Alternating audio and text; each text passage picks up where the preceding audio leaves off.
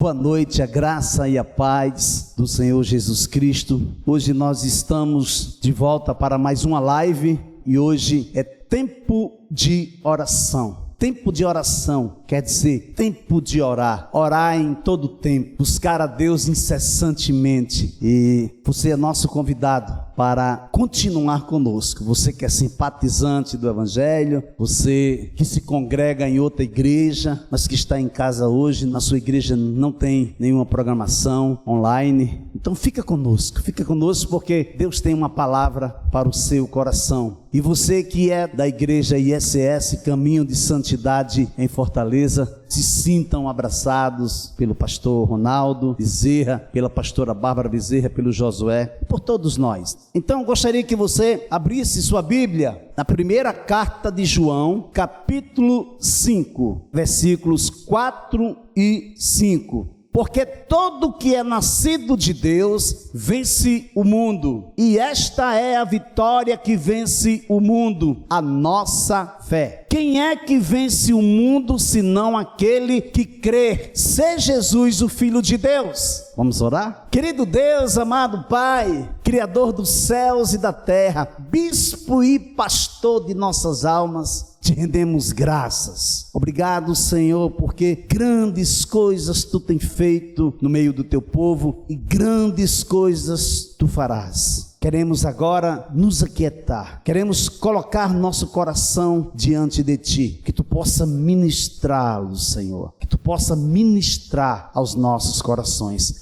Fala com a Tua igreja nesta noite, Pai, em nome de Jesus, amém. Eu estou intitulando esta mensagem como A Nossa Fé. É o tema dessa mensagem de hoje à noite, a nossa fé. Não podemos dizer jamais que não temos fé. Jamais podemos afirmar, eu não tenho fé. Se você tem dito que você não tem fé, que você não tem conseguido avançar, que você não tem rompido porque lhe falta fé, eu tenho algo para dizer nesta noite, que você tem fé sim, que você tem fé, que Deus já te deu uma semente de fé, para que você pudesse desenvolvê-la, exatamente, para que você pudesse desenvolvê-la, para que você venha a crer em seu amor, venha a crer na sua graça, e venha a crer que Jesus Cristo é o único Salvador da sua vida, é o único Senhor. Porque pela graça que me foi dada, digo a cada um de vocês que não pense de si mesmo além do que convém. Pelo contrário, pense com moderação, segundo a medida da fé que Deus repartiu a cada um. Vou repetir essa parte. Aliás, vou ler novamente esse versículo. Está em Romanos capítulo 12, versículo 3. Porque pela graça que me foi dada, digo a cada um de vocês que não pense de si mesmo além do que convém. Pelo contrário, pense com moderação, segundo a medida da fé que Deus repartiu a cada um. Romanos 12, versículos 3. Você percebe que o apóstolo Paulo está chamando a atenção da igreja como um todo para que haja moderação na nossa maneira de agir, na nossa maneira de falar, na nossa maneira de caminhar, na nossa maneira de desenvolver a nossa carreira de fé, nossa maneira de pensar. Ele está chamando nossa atenção para que venhamos a pensar de acordo com a palavra de Deus, que não venhamos a pensar ou falar ou agir além daquilo que nos convém. Você já viu uma pessoa que diz, não pastor, eu não tenho fé. Já outras dizem, não, eu não sei orar. E na realidade, tanto uma coisa como a outra, todas duas você tem. A fé Deus repartiu e deu a cada um de nós uma partícula, uma semente de fé. Por outro lado, quando você diz que você não sabe orar, você está anulando aquilo que Deus te deu, que é a sua voz, são seus sentidos. É de você entender que a oração é um diálogo com Deus. A oração parte de um relacionamento seu com Deus. Então, eu não posso dizer que não tenho fé e também não posso dizer que não sei orar se eu não me relaciono com Deus, se eu não paro para meditar na sua palavra, se eu não entendo o quanto sou precioso para Ele. Então, nós precisamos entender que Deus nos chamou com um precioso propósito, para nós sermos exatamente aquilo que Ele quer que nós sejamos. Você foi criado para glória e louvor do nome do Senhor. Então Deus não quer que você seja igual ao pastor Ronaldo Bezerra. Deus quer que você seja como você é, com as características que Deus lhe criou. Porém, você tem que ter uma vida pautada na palavra de Deus, e que você use de moderação, que você seja uma pessoa moderada. Então, o primeiro ponto que eu quero compartilhar com você nesta noite é nascido de Deus. Primeira carta de João, capítulo 5, versículo 4. Porque todo que é nascido de Deus vence o mundo, e esta é a vitória que vence o mundo, a nossa fé. Quando nós entendemos esse princípio de andarmos por fé e não por vista, compreenderemos que só existe um fundamento. Só existe um fundamento, e esse fundamento é a pessoa bendita de Jesus Cristo. Vou repetir para ver se você entende o que eu estou dizendo. Quando nós compreendemos esse princípio de andar por fé e não por vista, compreenderemos que essa fé, que o fundamento dessa fé é Jesus Cristo, e não há outro fundamento além de Jesus. Porque eu, mediante a própria lei, morri para a lei, a fim de viver para Deus. Estou crucificado com Cristo, logo já não sou eu quem vive, mas Cristo vive em mim. E esse viver que agora tenho na carne, vivo pela fé no Filho de Deus, que me amou e se entregou por mim. Não anulo a graça de Deus, pois se a justiça é mediante a lei, segue-se que Cristo morreu em vão. Você vê como esse princípio é sério. Paulo está dizendo que morreu para a lei. Qual foi o propósito que ele morreu para a lei? A fim de viver para Deus. Aí ele diz: se eu morri para a lei, com o propósito de viver para Deus, então eu entendi que estou crucificado com Cristo. Então logo, se eu estou crucificado com Cristo, já não sou eu quem vive, mas Cristo vive em mim. Aí ele vai dizer: e esse viver que agora tenho na carne, vivo pela fé no Filho de Deus. Ando pela fé, caminho pela fé, oro pela fé, adoro pela fé, amo pela fé, cuido pela fé, perdoo pela fé. Estou andando pela fé, estou caminhando, estou seguindo no caminho pela fé. Me convenci que vivo pela fé no Filho de Deus, que me amou, que se entregou por mim. Aí ele termina dizendo: não anulo a graça de Deus, pois se a justiça é mediante a lei, segue-se, se conclui que Cristo morreu em vão. Gálatas capítulo 2, versículo 19 a 21.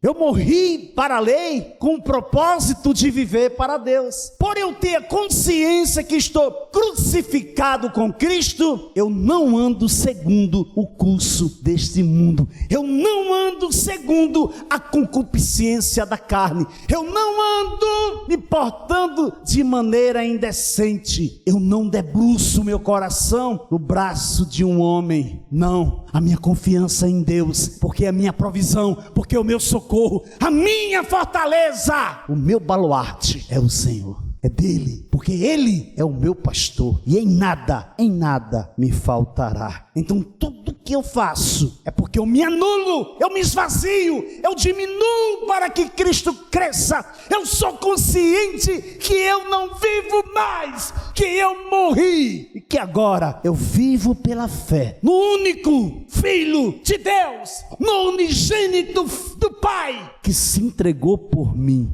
E como é que eu poderia anular a graça de Deus, pastor Ronaldo Bezerra? Como eu poderia chegar ao ponto de anular a graça de Deus? Se eu entender por mim mesmo que a justiça é mediante a lei, ou fazer de conta que eu não estou entendendo os princípios elementares de Deus para essa fé. Então, se eu faço de conta que eu não estou entendendo os princípios elementares de Deus para essa minha fé, eu estou anulando a graça de Deus. Eu estou me enganando e pensando que eu estou enganando a Deus. Aí o que acontece? Eu continuo praticando todo tipo, toda espécie de pecado, ainda continuo afirmando, não, porque Deus conhece a intenção do meu coração, Deus sabe que eu não sou mal, Deus sabe que eu fiz sem querer, mas eu entendo que Deus me perdoa. Deus me perdoa, Deus lhe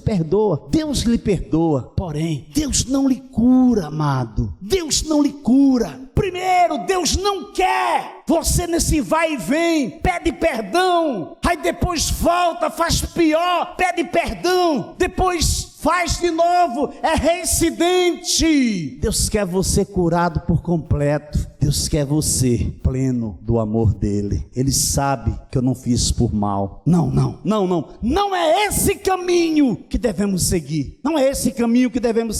Não existe conchavo entre o santo e o profano. Não existe união entre a luz e as trevas. Ou você é frio, ou você é quente. Porque se você for morno, Jesus disse que está a ponto de vomitar-te da minha boca. Essa é a palavra de Jesus. Quem dera que você fosse frio ou quente, mas você é morno, então eu estou a ponto de vomitar-te da minha boca. Eu nasci de Deus, e por eu ter nascido de Deus, eu venço o mundo juntamente com as suas concupiscências. O apetite sensual que antes eu tinha, o desejo imoderado, exacerbado, descontrolado, agora é moderado, agora é controlado, agora é equilibrado. Agora eu tenho moderação. Mas não deixou de ser uma tentação. Não deixou de me atrair. Porém, eu me nego.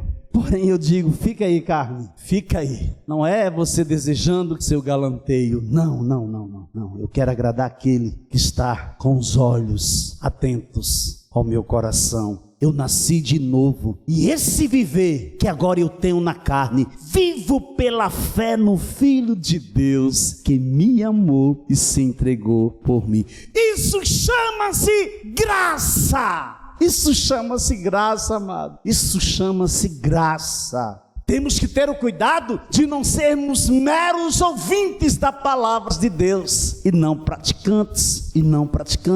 Se não praticamos as normativas de Deus, estamos perdidos. Sim, amados, normativas, sim, os princípios e a palavra de Deus, desse Deus tão grandioso e maravilhoso que é o nosso. Todo aquele, pois, que ouve estas minhas palavras e as pratica, será comparado a um homem prudente que construiu a sua casa sobre a rocha. Caiu a chuva, transbordaram os rios, sopraram os ventos e bateram com força contra aquela casa. E ela não desabou, porque tinha sido construída sobre a rocha. E todo aquele que ouve estas minhas palavras e não as pratica, será comparado a um homem insensato que construiu a sua casa sobre a areia. Caiu a chuva, transbordaram os rios, sopraram os ventos e bateram com força contra aquela casa, e ela desabou, sendo grande a sua ruína. Mateus capítulo 7, versículos 24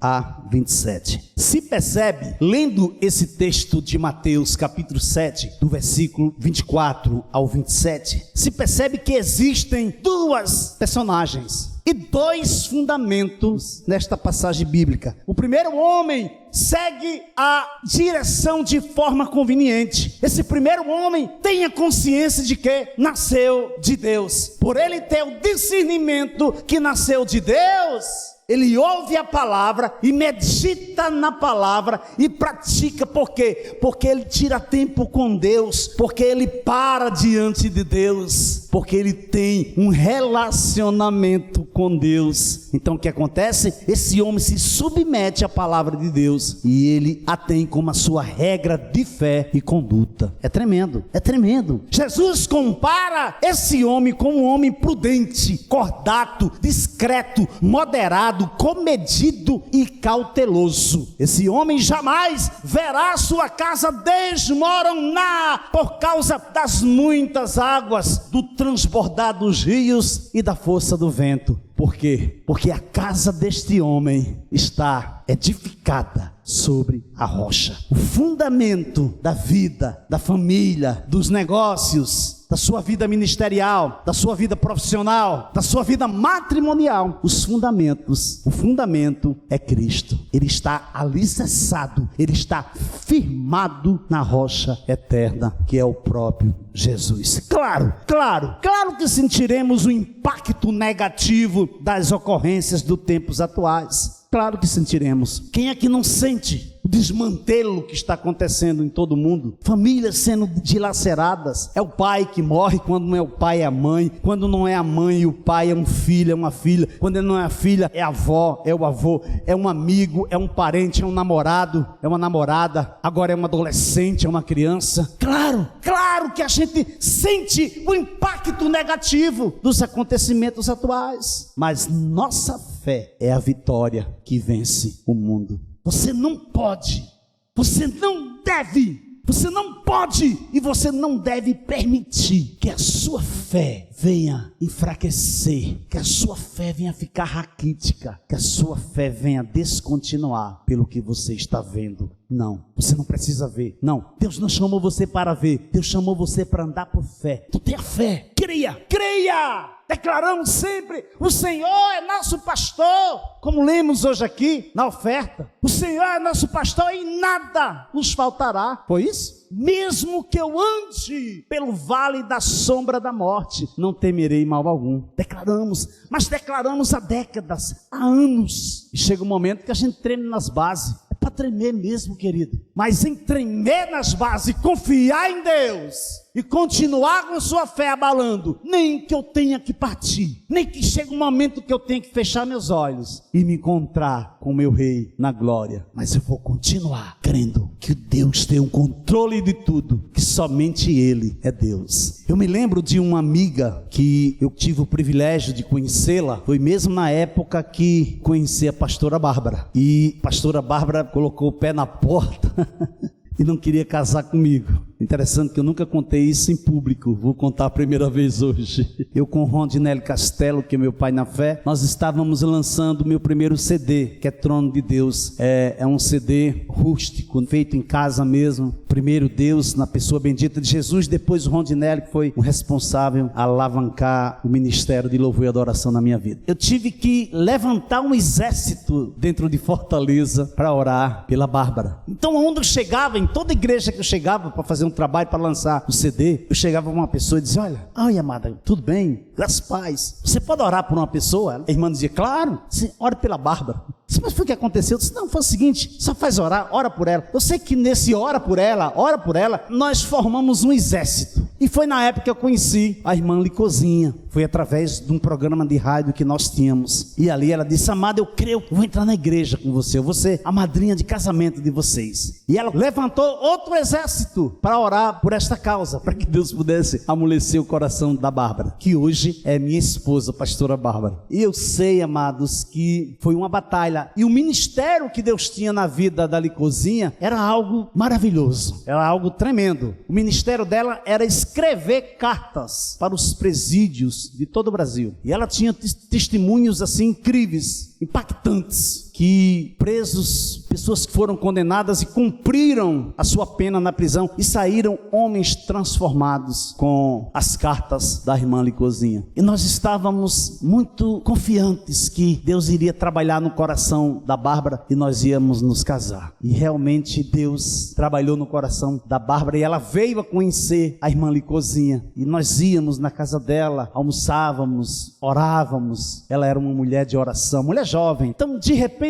nós chegamos para visitar a Licozinha e nos deram a notícia que ela estava no hospital. Ela foi fazer uma consulta de rotina e foi descoberto um câncer. Quando nós fomos visitá-la, em vez de nós levarmos consolo para ela era quem nos consolava e nós saíamos do hospital revigorados. Eu lembro que certa noite nós saímos, eu e a pastora, estávamos noivos e fomos visitá-la no hospital. Nós estávamos orando e Deus tinha nos dado uma palavra. Quando o rei Ezequias recebe o profeta Isaías, e o profeta Isaías, enviado por Deus, diz para ele: coloca a sua casa em ordem, porque eu vou tomar a sua vida. E o texto diz que Ezequias se virou para a parede, chorou muito. E a ordem de Deus era que ele tinha 15 dias. 15 dias. E o que foi que nós entendemos naquele momento? Nós estávamos orando de joelhos e Deus nos dava essa palavra para mim e para a Bárbara. E quando nós nos levantamos, eu disse: Senhor, eu não sei onde é que está essa passagem. Se foi tu realmente que falou conosco, mostra. Quando nós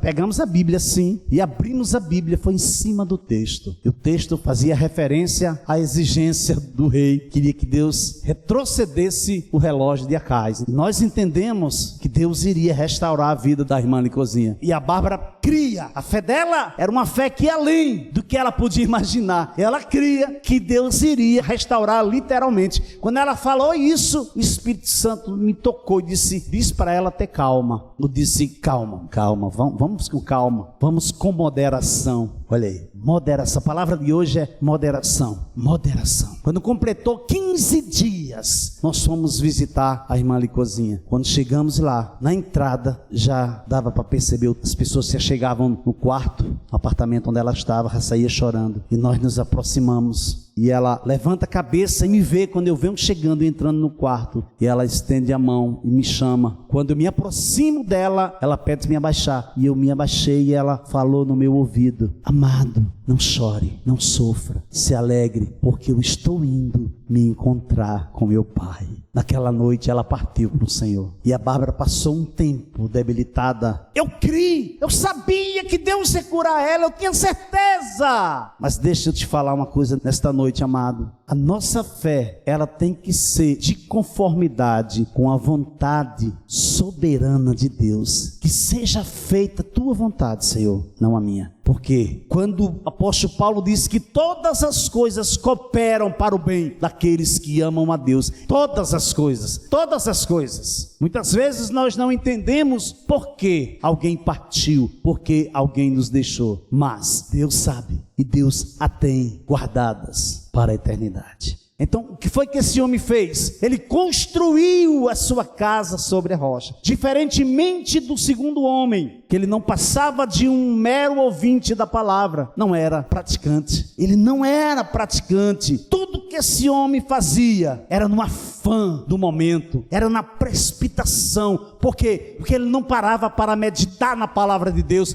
porque ele não parava para ouvir a Deus, porque ele não tirava tempo com Deus, porque ele não se submetia. Ele vivia das experiências do passado, ele vivia das experiências que ele teve com Deus no passado. E Jesus compara esse homem como um homem insensato. Segundo ponto, eu creio no Filho de Deus. Primeira carta de João, capítulo 5, versículo 5. Quem é o que vence o mundo, senão aquele que crê que Jesus é o Filho de Deus? Sim, você crê, eu creio que você crê, mas não basta só crer, precisamos validar essa crença, esse amor, essa devoção, se é que você crê. E eu creio que você crê, porque se nós cremos com o coração, nós precisamos confessar com a boca. Os gnósticos negavam que Jesus de Nazaré fosse o Cristo. João torna a fé nesta verdade um teste essencial daquele que é nascido de Deus. O que João está fazendo, o que João escreveu para a igreja, é como se fosse um teste essencial para validar aqueles que nasceram de Deus. Guardar os mandamentos de amar os irmãos, de amar uns aos outros, é possível por causa da vitória que o cristão tem sobre o mundo. Vou ler de novo para você, vou repetir. Guardar os mandamentos de amar os irmãos, de amar uns aos outros, é possível por causa da vitória que o cristão, que o crente tem sobre o mundo. Se você não vence o mundo pela fé que você tem, pela vitória que é a nossa fé, se você não vence, você não se aperfeiçoa no amor. Você é uma pessoa que vai viver com medo, você é uma pessoa que não vai honrar, você é uma pessoa que vai viver sempre indeciso ou indecisa. Por quê? Porque você não venceu o mundo. A sua fé não se desenvolveu. Você não tem uma tamanha fé de 1 Coríntios capítulo 13, quando Paulo diz que mesmo se eu tiver tamanha fé ao ponto de dizer para esse monte, transporta-te daqui para acolá. Tamanha fé quantitativa, não qualitativa. Essa é uma fé qualitativa, uma fé maximizada em toda a extensão do seu desenvolvimento. Nossa fé está sobre o fato de que Jesus é o Filho de Deus. É quando nós cremos na totalidade da divindade do Filho de Deus e na verdadeira humanidade de Jesus, do Deus homem. Certa vez Plumer escreveu: nosso credo é a nossa espada e escudo. Nosso credo, aquilo que você crê, é nossa espada, uma batalha, e o nosso escudo. E esse credo, essa fé, esse crer, tem que ser em Jesus Cristo. Todo aquele que crê que Jesus é o Cristo é nascido de Deus. E quem ama aquele que o gerou, ama também o que dele é nascido. Primeira carta de João, capítulo 5, versículo 1. Então, como saberemos que nascemos de Deus? Quando eu declarar que mais nada importa, nada me interessa mais nesse mundo, somente está com o Senhor, está com Deus, está com Jesus, que é apesar de mim e não por mim, que tudo se trata do seu único e verdadeiro amor. Aí sim, você verá frutos de um homem ou de uma mulher que nasceu de Deus. Pois há três que dão testemunho: o Espírito, a água e o sangue. E os três são unânimes num só propósito. Se aceitamos o testemunho dos homens, o testemunho de Deus é maior. E este é o testemunho de Deus que ele dá a respeito do seu Filho. Primeira carta de João, capítulo 5, versículos 7 e 9. Além de termos a consciência da fé que Deus repartiu e nos entregou uma partícula dessa fé, temos que receber o testemunho do Deus vivo. Aquele que crê no Filho de Deus tem nele esse testemunho. Aquele que não dá crédito a Deus faz de Deus mentiroso, porque não crê no testemunho que Deus dá a respeito do seu Filho. E o testemunho é este, que Deus nos deu a vida eterna, e esta vida está no seu Filho. Quem tem o Filho tem a vida. Quem não tem o Filho de Deus não tem a vida. Primeira carta de João, capítulo 5, versículos 10 a 12. Conclusão. E assim, a fé vem pelo ouvir, e ouvir pela palavra de Cristo. Romanos capítulo 10, versículo 17. Você tem ouvido a palavra de Cristo. Deus tem gerado em você fé. E não diga mais que você não tem fé. Você pode até dizer que você não tinha entendido, que você ainda não tinha compreendido. Não diga mais que você não tem fé, mas não fala mais isso. Você tem fé, creia, porque se você crê, Deus fará o impossível na sua vida, por sua vida e através da sua vida. Ora, a fé é a certeza de coisas que se esperam, a convicção de fatos que não se veem. Hebreus capítulo 11, versículo 1. Que você possa guardar esta palavra no seu coração, que você possa nesta noite se aquietar, continuar confiando em Deus. creia, faça a sua parte e deixe que Deus fará a sua parte. Você já viu uma pessoa que diz: eu entreguei a Deus, eu entreguei nas mãos de Deus, mas em determinado momento chega lá e tira, como se estivesse dizendo para Deus: não, Senhor, você não entendeu nada do que eu falei para ti, deixa eu ensinar para ti como é que se faz. Mais uma vez eu vou te dizer, falei aqui outro dia, vou repetir: saia urgentemente da cadeira do motorista e passe para a cadeira do carona. Deixe Deus direcionar a sua vida. Ele está no controle de tudo. Permita ser amado, permita ser cuidado, permita-se viver o melhor de Deus na terra dos viventes, enquanto há tempo,